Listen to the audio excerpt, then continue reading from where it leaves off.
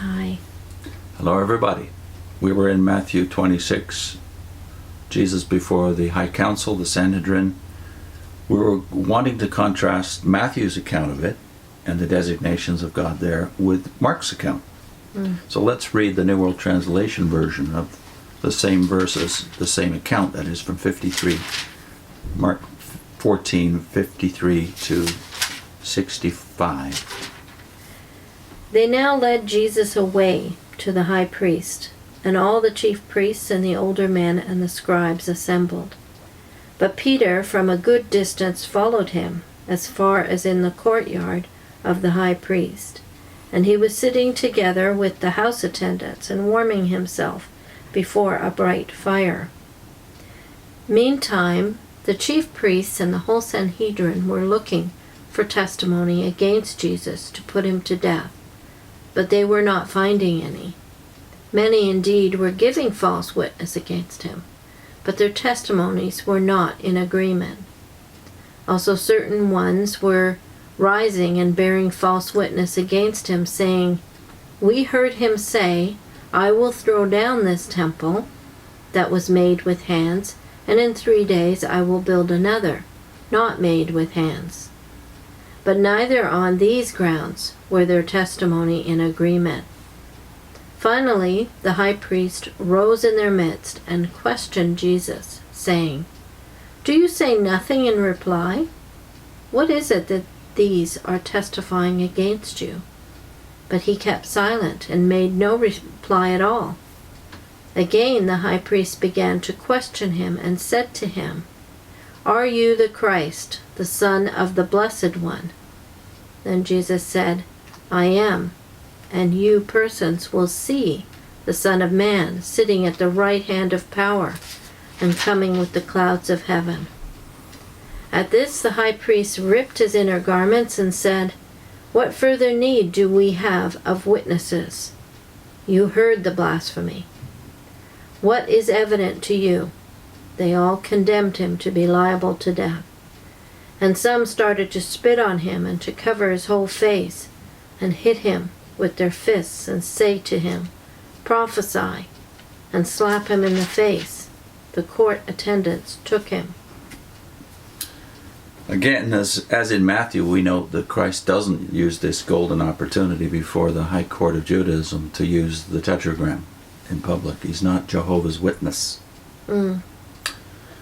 Well, even the account differs slightly, and you might not notice this again if you're reading just the one and not putting it beside the other. In verse 58, where the report, that's the summarized report, is, "I will destroy this temple that is made with hands, and in 3 days I will build another not made with hands." Well, put that beside Matthew's account, and you have two witnesses being cited there who said he would destroy the temple of God. Yeah. Well, God is not mentioned this time. We don't know why Matthew, who seems to be adapting Mark, chose to do that. Maybe because he had different reports about the same set of witnesses, and chose that one as being somehow more of the point, that is to the point, that Jesus is avoiding, even in public, the name God. Because again, what he does agree absolutely with the Matthew account about is that Christ designated God one way here, the right hand of power, capital P. The Watchtower still has small p, as if it's an abstract. Yeah. But So, I mean, if you're at the right hand of power in heaven, who can it be but God? Jehovah. So is he saying that I will have almost as much power or as much power as Jehovah? Now, in the John account of all of this, you remember Jesus is in John 2 says the thing that apparently generated these witnesses' comments or interpretations is probably better, which is, "Destroy this temple, and in 3 days I will raise it up." And they think he's talking about the temple, which they say took 46 years to build, and you're going to raise it up in 3. Yeah. He's not talking about that temple, because John makes it clear he's talking about the temple of his body. But this interpretation, put side by side with the one in Matthew, shows you the confusion of the interpreters. And therefore the reports that come back to the Sanhedrin as to what he said, or at least what they think he meant. And it would explain why their testimonies couldn't agree with one another. They were kind of interpreting as they went what they thought he meant by what he said. Yeah. So that's a stark contrast with Matthew's account, but even starker for me, and maybe more to the point here as to the divine designations and what was acceptable in public. In the Matthew account, you have the high priest saying, calling God the living God, as opposed to all of the false gods of paganism. That's absent here in Mark. But you have something else instead of the Son of God. The Christ, the Son of God. You have the Blessed One. Are you the Christ, the Son of the Blessed One? ESV says Son of the Blessed, capital B, blessed. So blessed here is another circumlocution, a substitute for the Tetragrammaton. They do have blessed and one capitalized in the Watchtower Bible. So that they are admitting by that this is now a title for God. Yeah. So maybe there's no surprise if you're a Jehovah's Witness that they're avoiding the name. But what about when Christ gets his chance? Yeah. What does he call himself? The power again. He's the power. No, he's not the power. He's sitting beside the power in heavenly authority. Right. Is that what gets the charge of blasphemy? That seals his fate, as it were? Well, in this translation, in verse 62, it says, "Then Jesus said, I am, and you persons will see the Son of Man." So he's identifying himself with the Daniel Son of Man. And and the I am would probably offend them. Well, we made the point in the previous segment on Matthew that it's it's deliberate ambiguity in Matthew when he says you yourselves are saying it. Yeah. It's a designed ambiguity, but depending on how you said it, you might be interpreted one way or another. So it's not as ambiguous as the English would want to make it. You know, you said it like, oh, I didn't say that, you're saying it. But it's not that. Yeah. It's more like an affirmation with reservations. Well, you can also say, you said it, you know, meaning affirmation too. You know? But in Mark, there's no ambiguity at all. Jesus said, I am. I am what? I'm the Christ, the Son of the Blessed.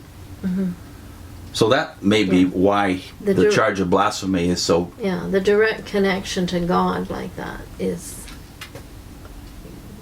gonna make them say blasphemy. But the very fact that he uses those words, I am, as John explicitly says at least 9 times in the Gospel of John, Christ used this phrase, I am, which every Jew knew connoted the sacred name. Yeah. So John is certainly not ambiguous about that.